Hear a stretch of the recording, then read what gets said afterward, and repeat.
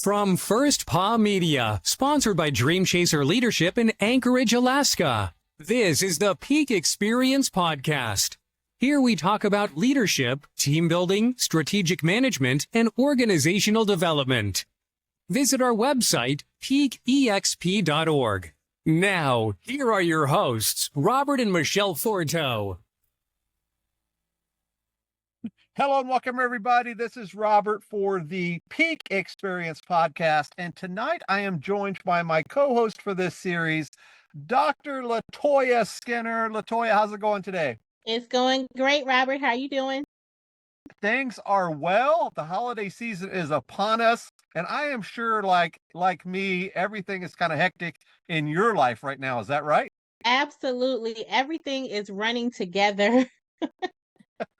So I know that you guys are down in North Carolina, and I know that we lived there as kids. Can you guys really get into the Christmas or holiday spirit when you guys are where you're at, kind of in that, I don't know what I want to say. It's a little warm for the holidays, isn't it? Absolutely. It's very mild. Today it's about 57 this evening, and it has been raining on and off all day. But when it comes to the season in full, we don't get much snow, but it's nice to see the lights and everything else minus the snow this time of year. Actually, with Thanksgiving being kind of late, things started a little earlier. So we've been in the holiday spirit for quite some time now. For sure, 100% here as well. So let's jump into this, guys. We have been discussing, Latoya and I, sort of the blueprint of a doctorate project, and we've gotten some pretty good feedback, in particular with our cohorts over in the DSL program at Liberty University. We've covered topics up to this point, including the research question, the idea behind our study, the problem statement, the problem or the question statement, all of that. And tonight we're going to really jump into the nuts and bolts or the blueprint of the project. We have several questions, and the way that we have typically done this is we just go back and forth. I typically ask the question to Latoya first, and then I will follow up with my answer as well. I really enjoy this co-hosting format because it's just not me fielding the questions to the guests. It's allowing me to give some input as well. So Latoya, can you do us very quickly and tell us, for folks that this may be their first episode, can you tell us briefly what you studied in your project? Absolutely. So I studied ineffective communication, understanding the interruption of poor communication between leaders and employees in nonprofit organizations. And basically, I wanted to study how communication ties into the employee experience for them to remain employed or volunteers of the organization or not.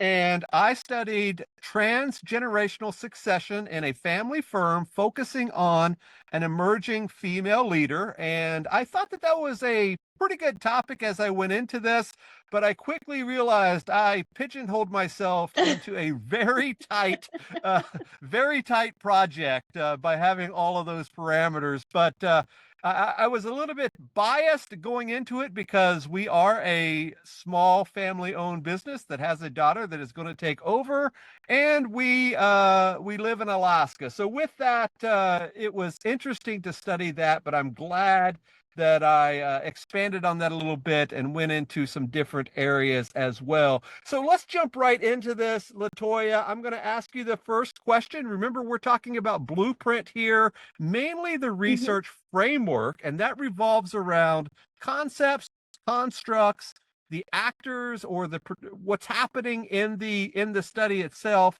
and theories. And I look forward to hearing what you have to say. So the first question is, can you explain the importance of a solid research framework in the context of your doctorate, dissertation, or project? And very quick quantifier for our listeners, we did a professional doctorate, meaning we did not do a dissertation. We did a project or a case study. So if I go back and forth between dissertation and project, that's the reason why. So that's the first one. Latoya, what do you have? Yeah, so for me, I basically when I learned about what the importance of the research framework was basically developing a relationship between everything in the paper. And that includes who was going to be a part of the research, what the background was on the different theories that I was going to speak about. So basically creating a relationship between everything that was going into the research work for me. Okay. And very similar process of what I went through in terms of figuring out that blueprint again, trying to figure out how these puzzle pieces begin to fit together, how they begin to intertwine with each other, because as we're going to get into this, a lot of these variables come into play and they overlap a lot, which is the second question. And since I'm kind of talking about that now, what are the steps you recommend when starting to develop this? And I'm going to go over just a couple of quick tips, and then maybe, excuse me, maybe you can add to that, Latoya. First and foremost, by developing this framework, it provides direction and focus to your study. It justifies the research. I think that's very important. As I said at the beginning, I went into this a little bit blind. It guides the methodology selection or section, and I think that's very important. Those are two different things.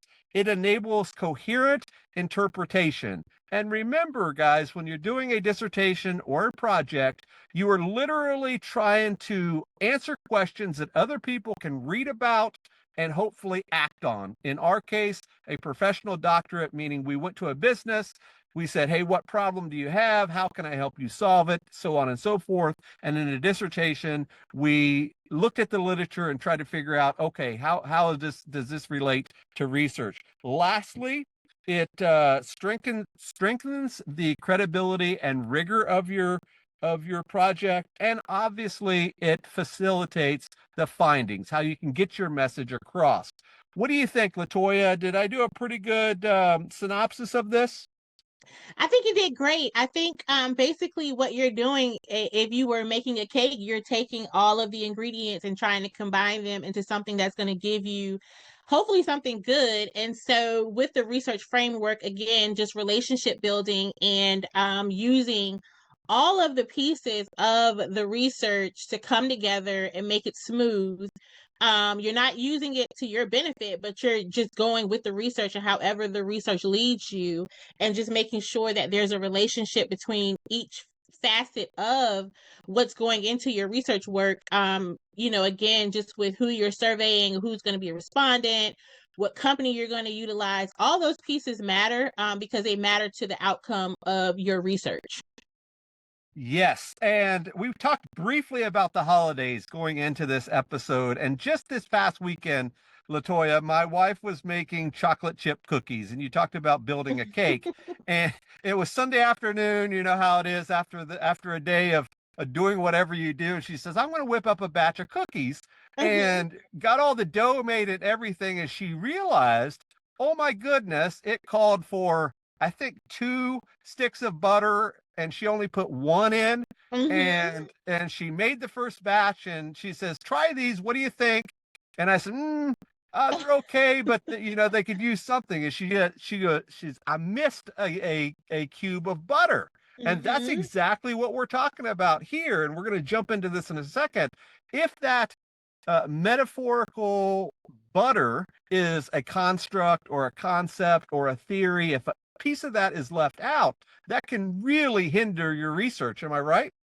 Absolutely, because you can miss a step, you can miss something that is vital to the research process, and even to the outcome of your research. And you don't want your research outcomes to be skewed, and you want them to be ethical. And so you really have to make sure that you identify all the components that are necessary. For instance, with me using the communication component within my research title, I had to explore the theories that related to communication and some leadership aspects too, because again, everything is really important to the outcome and the research process.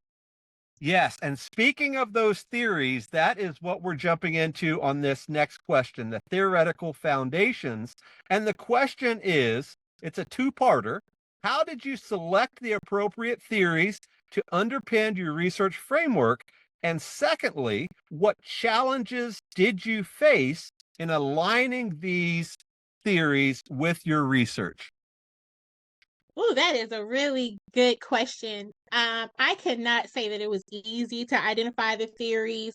I think initially I really had some trouble with identifying what theories I felt like were necessary because there were so many that I could probably pick from when it came to leadership and communication. But identifying the ones that I thought were extremely important were um had to do with the type of leadership. And so I utilized the participative theory to explore more upon that when it came down to leaders and the way they showed up and how they led, as well as when it came down to the communication. So I looked more into the communication theory because I wanted to explore what that looked like. So for me, it was basically a leadership theory and a communication theory because those were two things that were key components in my research title. And so for me not to expound upon them, I would have done myself a disservice to this research. And so I thought they were really important to the process. Like you, Latoya, I really struggled with this, and I'm sure you were in the same boat as me. We wrote literally hundreds of papers throughout our academic career, bachelor's, Mm-hmm. master's, doctorate, and I don't know if I ever really distilled down a particular theory in any paper I ever wrote. I kind of inklings of, okay, well, this is, LMX theory or something in regard to leadership, Mm-hmm. but I never really pinned anything down. And then when you read um, all of those studies, all of that literature, we often see how these pieces are part of every one of these projects. And you just sort of glance over it. Okay, well, this person used, like I said, LMX theory or agency theory or servant leadership or whatever. You just sort of Mm-hmm. glance over them. Then all of a sudden, uh, we had to jump into the fire, so to speak, and figure out what best suited our study. And you said that you used a leadership theory and a communication theory to combine yours. What I ended up using was, since it was a family business, I used systems theory and agency theory. Mm. Systems theory, because if you think about a business, it literally is a system. It's a series of processes that you come together to form this system, this makeup. It could be hierarchy, it could be different aspects of your business to come together to kind of create this cog in the wheel type thing. And then, of Mm-hmm. course, a family business is often related to agency. You have in my case, you have the parent or the mother or the father who's sort of this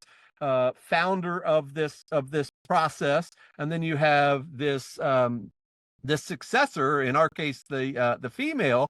How does that person have agency in the process? How do they feel needed, or how do they feel involved? All of those are bringing that agency together, and being able to go back and forth between the two, the founder and the successor, or the predecessor and the successor, or whatever.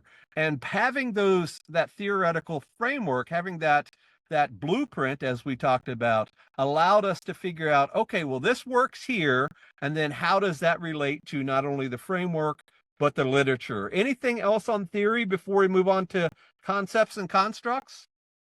No, you covered a great deal. I think, one thing that I want listeners to understand is that you really have to dig deep. And I was thinking about something. I had to go back and reread some of my earlier papers from the program to reconnect with some of the theories and to see which one would apply the most and be the most beneficial to the research process. So it's really important that what you start doing in the beginning of the program, make sure you hone in on that because you're going to need it later. Oh yeah, and they build up on each other like you would not believe. And I know people that are listening are at the very beginning stages of this project. They may be on things that we talked about last time, the questions and all of that. And people are Mm-hmm. probably thinking, how in the world does agency theory relate to, this research question I have, whatever it is? And you will be surprised once that light bulb connects, it is just it literally is that sort of aha moment where you just see, oh my goodness, everything is kind of coming into play. Absolutely. So let's jump over to concepts and constructs. So the question is another two-parter. How do you differentiate between concepts and constructs? Actually, it's a three-parter. Let me go with that one first, and then I'll ask you the second two parts before I answer. So the first part is, how do you differentiate between concepts and constructs in your research? Yeah, so a construct is something that you really can't see. It's not directly viewable, I would say. Um, and so I struggle with this answer, but it's used to represent the phenomenon being studied. And then when it comes to the constructs, those are more abstract. Those are something that is specifically within the framework that we just talked about earlier. And so for me, when it came down to the constructs, again, I talked about leadership style, communication style, and perception.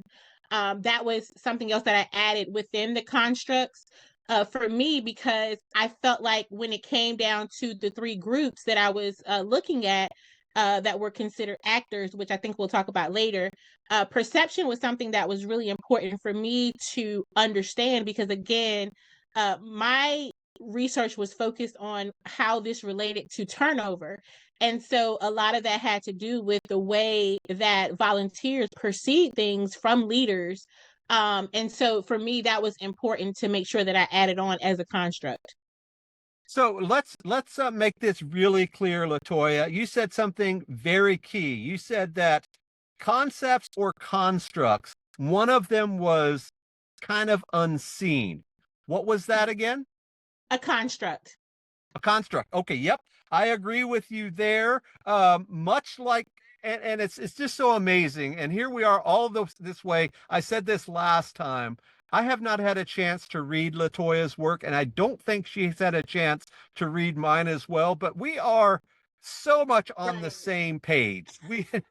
I don't know if it was by design because of the project and the guide and all of that, but so much of our stuff is the same in terms of our outlook and our foundation and all of that. So anyway, constructs and concepts in my work, my concepts were family firm succession, as I mentioned before, process failures in that business. Remember, we talked about those systems in system theory, and the lack of readiness. That was key, because obviously, in order for a succession to succeed, you have to have readiness in the next person in line. And then my constructs were sort of building on those. And as you mentioned, these are sort of the sight unseen ones. They were the family related knowledge. What are they bringing to the table on all sides? What is that leadership? Is it soft? Is it hard skills? Whatever.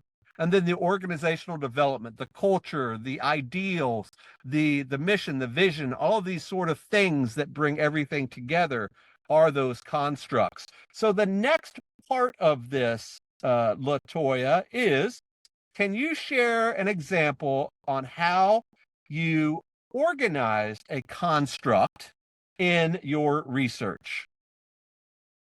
That is a good question. So when it came down to leadership style, I wanted to explore what that looked like. So in my survey, I asked specific questions to the group of people who were identified as leaders, which mostly included people from the board of directors or people who had a supervisory position. And so one of the questions I think I asked was centered around how they led or how they felt like they led, and what components of leadership they felt like they displayed, and whether they felt like their communication was effective or ineffective. And so you have to be careful with the way you word your question so they're not too open-ended, and just making sure that people answer them the way that they're supposed to, in the way that you need them to for the purpose of the research, whether it be a straight yes or no, or an open-ended question where they can provide more context around a certain question. So for me, that was really important to dive in on and make sure that I was able to pull from those answers and understanding what their leadership looked like when it came down to how they communicated, and how that, again, perception was something that I mentioned a few minutes ago, and how, when it came down to the volunteers on their survey, how that communication and leadership style was perceived by them. Gotcha. In terms of what I did in terms of that organization, if you will, in a construct, let's take family related knowledge. That was sort of an umbrella to my study. It ended up being one of the most prevalent themes of the data collection. And of course, as you mentioned, that's how we write our questions, our interview questions, or our survey questions, or focus group questions. That's how we write those questions to bring out that in our participants. And that became sort of the basis of the research. Since this was a family business, I had to figure out what they knew, what they could bring to the table, if you will, or what they struggled with, because one of my research questions is what struggles do family businesses find themselves in when they're contemplating succession? That could be anything. Are they struggling with leadership transfer? Are they struggling with hierarchical issues? Are they struggling with the successor wanting to take over? They might want to open up a bakery and not take over, the mom and pop moving company or whatever. So you have to figure out a way to sort of mold that into the next steps of this, and that is your methodology, your data collection, your analysis, all of that, which is the third part of that, are the strategies. And I think both of you and I answered that. Is we literally molded the questions to fit these constructs, and that is so important to people that are thinking about this. And remember, you cannot be biased in this. You cannot go into this study thinking you already know the answer. And remember, I said at the very beginning, I have a small business. I have a daughter that is going to take over, but I did not say, I guarantee this is a challenge because this is what we're going through. I had to figure out a way to put my personal things aside. And I'm sure you did the same thing, because obviously you've worked in businesses, you've worked in nonprofits, you see communication breakdowns. You just can't put your own thoughts into everything, can you? You cannot, and you really have to listen to your respondents when you are doing your oral interviews, because it's very important to listen to those keywords, because you also need to develop a theme, but you can't be biased in the development of that theme. You have to actually listen to what they are saying, go back and review the transcripts, and start looking at themes from there. And it could be just from similarities that are provided to you by those respondents, and things like that. And one thing I wanted to mention about the constructs for me is that it was really important for me to develop the constructs that I did, because in my opinion, in my experience, no two leadership styles are the same. Especially within a single organization, you have, a lot of leaders who lead in different ways. And so it's really important, to me, to have looked at that a little bit deeper when it came to developing the constructs, because I just felt like it was just important. I agree with that. And thinking about those leadership styles, and of course, we were doing a leadership degree. So I would imagine this would be much different in a different type of project or dissertation. And I just don't have the knowledge to speak on that. But yeah, when you have those intermingling pieces, those have to be taken into account as well. So let's jump into some practical considerations. And I think this is where the real value of this episode is going to come into play for our listeners. It's always that saying, hindsight is 2020 type thing. And the question for you, Latoya, this is reflection and impact. Looking back, is there anything you would have done differently in developing your research framework? I don't know.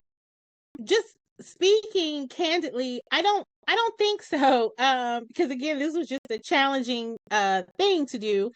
And so I think if I could take what I know now and apply it to redoing the process, I probably would. I just can't verbatim say exactly what it would be, but I know that in the development of like my research framework and things like that, my chair really challenged me in my thinking um with that and developing that framework and showing those relationships even on the diagram that I use, I created a relationship diagram to show the relationship between the different styles and theories and the actors and things like that. And so it really made me put on my thinking cap. So I really can't say for sure. I know that I probably would because you know when you look on the outside, when you're on the outside looking in, and you're like, oh, if I had thought about this differently, then you probably would do something different. So I'm sure there's something that I would have done differently. I just don't know exactly what. You brought up your chair's advice, and that's exactly what I was going to say. When I went into this initial phase, when I remember this was on task 4 of our project. So we had, did the initial work, and here we are sort of in this middle of the first section. And I remember I had 4 theories and I had like 6 or 7. I don't remember if it was constructs or concepts. I had a much Mm-hmm. more robust research framework. And Mm-hmm. I remember trying to figure out, how are all these pieces going to fit? How are 3 theories going to fit into 6 constructs? How are they going to interplay? And I Mm-hmm. remember she said directly on the feedback, she says, knock your theories down to just 2 and really Mm-hmm. concentrate on those 2 theories, and it's going to make your life so much easier. And I fully agree with that, because they say they literally are guiding you through this, and I think it just became so much easier to really distill that down. So I guess my advice is, when a person's at this stage, really take the time to reflect on this, because as you said earlier, Latoya, you have to figure out at this very point what this is going to look like potentially a year to a year and a half down the line. And that's Mm-hmm. where I was. I was doing this in our coursework 887. So we still had to go through the rest of 887, all the way Right. through another course, another 16 weeks plus of 888, Mm-hmm. and then all the way 16 weeks plus of 889, and then finally present that in 890 in our coursework. And these initial steps, if we did not take the time to reflect, which I think a lot of people do not do, I think a lot of people say, I'm just going to bang out one task after the other, get the check mark, get the point, and move on to the next thing, without really taking time to step back and figure out how it fits in the big picture. I'm sure I'm putting words in your mouth.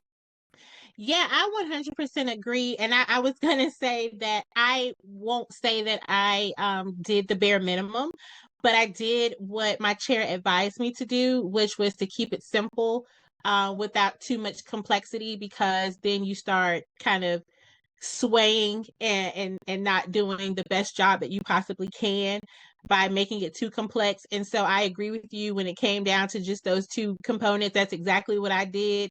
And I had better luck doing that. And I think I was more engaged and involved in doing so than trying to make it too difficult for myself and just trying to put a lot of information in. And so, you know, do what the work tells you to do, and just, keep it as simple as possible and follow the direction of your chair, and you will be much more successful in doing so. Yes, yes. Okay, Latoya, we have 3 questions left. And again, these are sort of practical looking back type things. Okay. And I think this next one is very important. When I was thinking about what I could ask each other as we were going through this, the question is, how do you envision? Now, this is big picture stuff, because you and I literally just finished. We have not even worn the cap and gown yet to get the piece of paper per se. So we're still baby doctors, if you will. So Yes. if we listen to this in a year from now, we may have a different idea. But again, how do you envision your research framework contributing to the broader field of the study of strategic leadership? Great question. Um, I think for me, what I want people to take away from the research is how important communication is, and I know that is very broad. But when it comes to nonprofit, why that is so important to me is because of my own personal experiences. And so being able to kind of expand the understanding, especially for executive directors, I think that is really important because not everyone is good at communicating. Not everyone is good at marketing, and appealing to their own workforce. You may be able to lead, but what does that look like when it comes to communicating your vision for the overall success of the organization? And so for me, big picture wise, I think that I would just want leaders to start looking at this research to see what they could take away from improving their communication skills. But I think it starts at the top and then works its way through the body, which is your volunteers and your workforce, and then those who benefit from your services. But I think it starts with the leaders for me when it comes to my research and what I would want them to take away from it for their organizations to be better. And like you said just a minute ago that you did not just do the bare minimum. You were not doing this just to get the check mark or the point. You were thinking about how can this be applied? And that was the key to our project. We were supposed to take a problem, a real world workable problem, and try to come up with either suggestions or solutions or ideals for the organization we were working with. And then this definitely separates a PhD from a professional doctorate, because when you're doing Mm-hmm. a PhD, you're putting a concept out there, you're putting a theory out there, you're trying to figure out how this can be intermingled into the future. Whereas with our program, Mm-hmm. we're literally tackling a problem, whatever that problem is. In Latoya's case, communication, and in my case, leadership readiness in terms of family business, and trying to figure out how we can implement that. And I know we're going to talk probably in our last episode together what those implementation strategies look like. But Mm-hmm. that was my envision of this framework. How can I take everything I learned at this very early stage of the project, and of course our very early stages as baby doctorates, as I said earlier, and figure Mm-hmm. out how we can use those in the broader field. We aren't out there trying to conquer the world. At least in our program, we were Right. really dialed in to that organization that we were working with, and I found that fascinating. I found that we were literally immersed in this sort of ecosystem for a while. In your case, that nonprofit, and in my case, a service company. And we were there sort of as a coach or a consultant or whatever, trying to give them answers that mostly they had no answers for. Is that right? I agree. And one thing that I like to talk about now that I have earned this doctorate is when it comes to strategic leadership is being able to be proactive and not reactive in the workplace. And so while you can't necessarily plan for everything, you can plan for how things change in the workplace and just developing a what if plan, and just being ready. And in my case, just focusing on communication and having a readiness plan for communicating. Things like COVID happened, and it showed us the importance of being ready to react to an issue. And when it comes to communication, how are we going to communicate if things change in the workforce? That wasn't something that we planned for, but now that we know, how can we be better should it happen again? Yeah, and that's truly the definition of strategy. That's what we're trying to do in this type of program, is to figure out what those tools are and how to use them. And you brought up COVID. I remember in our own business and being self-employed, it wasn't like we just woke up one morning and watched the news and they said, okay, you don't have to go to work tomorrow. Maybe your boss will pay you or not. In Mm-hmm. our business, we woke up, we watched the news, and we figured out very quickly, oh my goodness, if we don't do Mm-hmm. something today, if we don't develop Right. a strategy right now, we are out of business. We are closed. We are, Mm-hmm. we're taking down the shingle, we're locking the door or whatever. And we had to pivot very quickly. I remember talking to my wife, Michelle. I said, what are we going to do right now today? Here it is, March 20 something of 2020. Mm-hmm. What are we going to do by April 1st to make sure that we can still be in business? And Right. nobody had any idea. Not only us, but nobody in the world. Obviously, we had mask mandates and, everybody was buying up the sugar in the grocery store and Mm-hmm. everything else. Nobody knew. And I think more than anything, and I don't mean to harp on this for too long, more than anything for people like you and I in this type of degree program, because both of us were in the degree program, I believe. Yes, Latoya, in Yes. 2020? Yeah. So we were there sort of in the trenches of this during COVID. It wasn't something that we can look back on and think, oh, you remember before COVID? No, we were in the trenches during this. And I think more than not, at least for me, and I'll let you speak on this for a second, more than not, that made me a much better researcher, made me a much better strategic leader or thinker than if I had that experience in the past versus living through it as I was going through it. Absolutely. At the time, I was working for a nonprofit healthcare company, and to see the work that was being put in, I had a different perspective of COVID altogether. But one of the things that I focused on again was communication, and just how we were going to disseminate that information statewide, to help practices that were smaller stay in business and still be able to kind of service people. And so when it came to my time in the program, it was really helpful for me to be able to kind of be a visionary and see things ahead of time. And just, it really helped me with my research. And even now in my career, being able to think ahead. So, Latoya, I know that since we were both involved with the program during COVID, did your project or your research or your way of thinking or anything shift because of the pandemic? Did that influence it in whatever way? I don't think it did. I think because I had more time on my hands to dedicate to my schoolwork, I think it gave me an opportunity to start thinking about what I wanted to do with my research. Even though I still wasn't fully clear, I was able to do a lot more work in a shorter amount of time because I had the time on my hands. But that's when I started looking at the things that I felt like were going to be important to the research, and started reviewing those old papers from the beginning of my coursework in the program.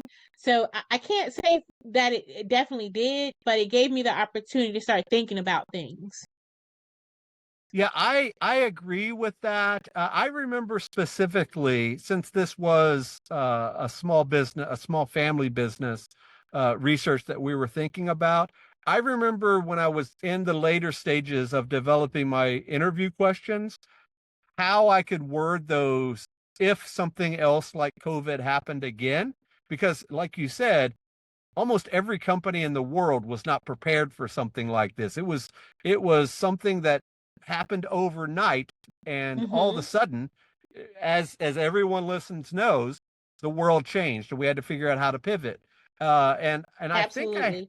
I think I had one or two questions in there about forethought or strategic planning or something. And I said, if the inevitable happens, what are you going to do? And I always equate my work to a funeral, and it's very Mm-hmm. similar when you're in a family business. Uh, you don't really think about things until you have to. You're like you said, are you proactive or are you reactive? And a lot of small businesses are very reactionary. They're very reactive to things. Oh my goodness, I'm not getting enough clients. What do I need to do tomorrow to get more clients? Or, this ad Right. set's not working or this marketing's not working. How can I alleviate that problem? And I equate it to a funeral because so many people are not planning their funeral until it's almost too late. Mm-hmm. They're sick, they have cancer or whatever, and then all of a sudden they figure out, oh my goodness, I have to do something. I have to make Right. arrangements, I have to pass things on, whatever. And that's how family businesses are as well. They aren't thinking about succession until all of a sudden the founders, the mom, the dad, and whomever are ready to retire, and they have to figure out what's next. And if they don't, it's going to be a really eye-opening experience. And I think that ability with COVID or the pandemic or whatever allowed people to really sit back and think about what's going to happen next in whatever business, whether it be healthcare or nonprofits or family business or whatever. I think a lot of people now are thinking about their businesses much different in 2024 than they were in February of 2020. I'm sure you would agree. I would 100% agree. And I just thought about an experience that I had during COVID in the midst of that planning that I was doing for that company.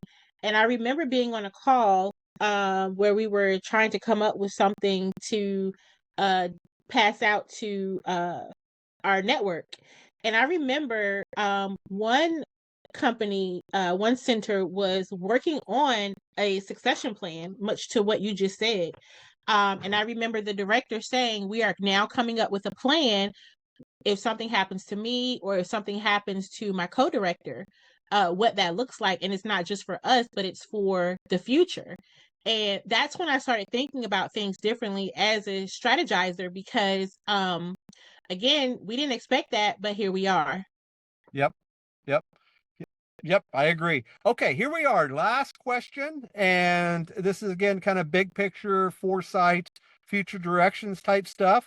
How can doctoral candidates stay updated on evolving theories, concepts, constructs, that whole landscape, and keep it relevant to their research? Is this just sort of a one and done thing? Are you writing your paper and putting it on the proverbial bookshelf and it just sits there?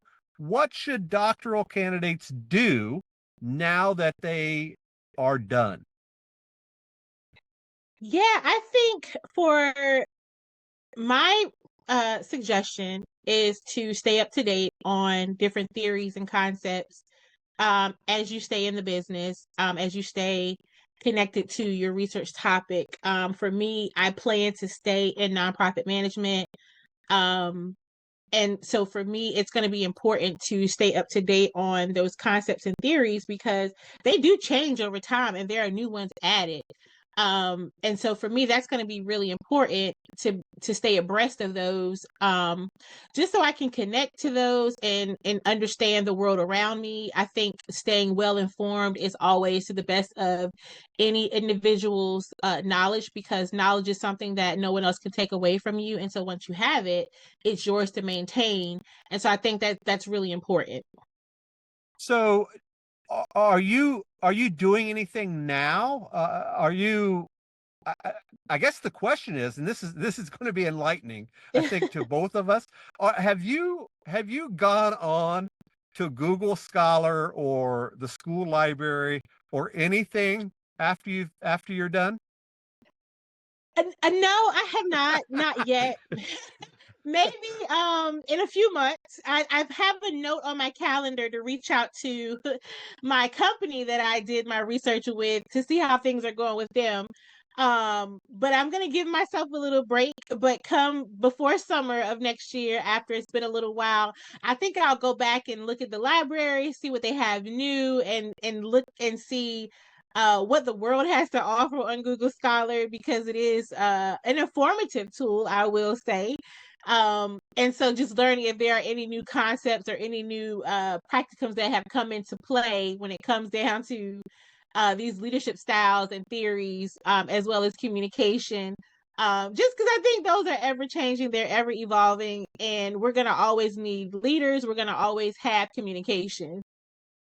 Yeah, and I remember Latoya telling my wife when I was done, and I've only been done for like 3 weeks at the time of this recording. I just finished up right around Thanksgiving, and I remember telling her something to the effect of, and I've been in school literally every single day Mm-hmm. since August of 2014. I have been in school without a break. I did not take a single break for any term except for Christmas break or whatever. So it's been over 10 years. And I told my wife, I have not read a regular book since before I started college. Again, my second college career, 2014. And I remember right after I finished, I was at the airport or something, and I got one of those little book lights that you can use to read in bed, the Yes. little, so you don't disturb your partner type deal. And I bought one of those thinking I'm going to use this to start reading this pile of business books that I have that that is stacked up for over a decade. And I have to admit, the little light has still not been turned on. It's still I sitting think on we have on to the catch up. We definitely have to catch up on our me time. And if this were this time last year when I was still working on my research, I would feel guilty, but I think it's so freeing and liberating now. A lot of times in the evening I sit at my desk and I think, what do I have to do? Because I have this free time on my hands and there's nothing to do. Yeah, and I've done so many small business projects like blog posts and that sort of stuff in the last couple of weeks. Before, I would just try to cram them in wherever, because our entire days, if we weren't doing work, our entire days were taken up by this work, this research work, and it's just amazing. So I guess let's end this on this question, Latoya. So if we have a listener that's listening right now and they are getting ready to be involved with this part of the project, this framework part of it, can you give me two pieces of advice, sort of take home pieces that a person listening right now can say, yep, that'll be helpful? Yes. Um, in the beginning of your program, pay attention to the things that you see in your work that you're connecting with, because you can use that for your research later on. Pay attention to the things that make sense to you and even the things that you still have questions about, because those are usually the things that you can expand upon when it comes to research. And that gives you an opportunity to learn a little bit more about that particular subject matter. So that's one piece. And then the second piece is make sure you connect the dots in your relationships when you are going to work on your research and the framework, because it can be difficult. But if you create a good relationship, it makes it a little easier to work with the components that you're adding into that framework. All right. So my two pieces of advice are: number one, today, right now, after you've done listening to this podcast, either send an email, send a text message, do something to get a hold of your chairperson, your advisor, whatever they're called in your program, and set up a meeting with them. Set up a Zoom call, set up a phone call, something. Make the connection. You will be absolutely surprised how much easier things go when you have that connection. I remember about this stage is when I reached out to my chair and I said, hey, can we jump on a quick phone call? Can we jump on a Zoom, something? Before that, it was just email back and forth. And we did that. I remember I was sitting in a parking lot, very similar to what I'm doing right now. And we had a 30-minute conversation, and it changed our relationship through the next year. So that's the first thing. The second thing, and podcasts should be all about a call to action or do something next. I don't know if you're aware of this, Latoya, if you've been following the group for our program, is I just recently started a group coaching / mentorship program. And yes, I just started it at the time of this recording last week. And I think it is so key to have a program like this. This is the reason why Latoya and I are doing this podcast, so we can provide information to our cohorts, to our people that are listening. But we started this group coaching mentorship program for that very reason. And just very quickly, what that is we have twice weekly Zoom calls. We have what we call the Accelerator Academy, which is like It's sort of like a online portal type thing. We have a strategy call, like a Zoom call together with the person, and then we're providing that mentorship or that feedback to people that are struggling in this program. Because unlike a normal school program where you show up to the university, you're sitting in a lab, you're sitting at a desk with your advisor or whomever, we're all on our own here. We're doing this sort of by the seat of our pants. And I think that if we had a program, group coaching or whatever, that we can bounce ideas off of, it could work wonders. And I think that's what that's going to provide. And I am looking to see where that's going to develop. And as a matter of fact, 2 people in our program just signed up for it this week. And we're doing our first strategy calls this weekend. And I am so excited to have the first couple of people involved with this, because I'm giving it away at an insane price. I don't want to say the price now in case somebody's listening to this in 2 years and they say, oh my God, I thought you said it was an insane price and here it is, whatever. So anyway, if you're interested in this group program, shoot us over a comment or a message or whatever, and I will send you some information. So those are my 2 pieces of advice. It is awesome. Get in touch with your chair, form that relationship, and finally find a mentor, find a coach, find somebody that you can bounce ideas off, because it's going to help you out so much in the long run. Latoya, before we close, is there anything else you would like to mention before we talk about what's on our next episode? No, I think that this segment went great. I just encourage the listeners to continue to stay the course. Do not give up, no matter what it takes. Stay the course. You're almost there.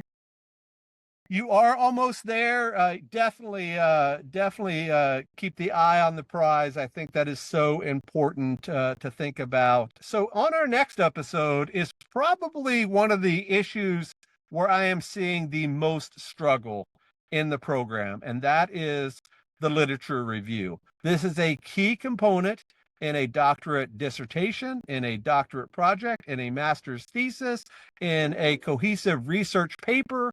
Understanding what a literature review is, the components of that, the right way to go through that. We could probably do an entire podcast series on lit reviews alone, but that is so, so important in terms of being able to go to the next steps. I'm sure you would agree. 1000%, Robert. Okay. About that literature review. It is not my friend.